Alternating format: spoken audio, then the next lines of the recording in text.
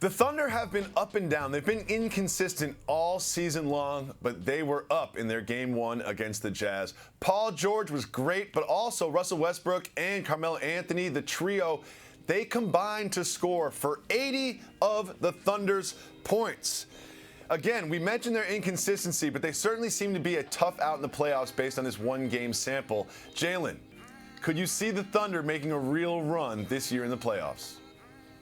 A real run initially for them was to win it all. Now, as you see the West starting to shake out, the Golden State Warriors, we anticipate going to get Steph Curry back, and the Houston Rockets catapulted themselves to the best record in the league. However, OKC in the second round could be a problem for the Rockets. Not saying I would pick them to win, but you saw a lot of that yesterday with Minnesota, except they don't have the players that can explode the way OKC does. Paul George has been terrific knocking down threes as of late.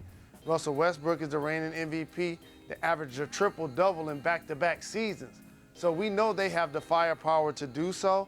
It's going to be interesting to see, however, how long or if they're able to get out of their first-round series, because the Utah Jazz are going to play a lot better in Game 2.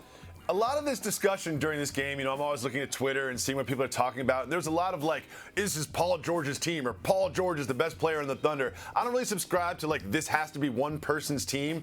But if you are drawing up a final play, or if you do need a bucket, or you do need a stop, do you go to Paul George or Russell Westbrook if you're Billy Donovan? Why are you looking at me like that, sir? Mr. Rose? Mr. Rose? Jalen? What's happening? You get a ball to the guy that won MVP last year and let him figure it out. Okay.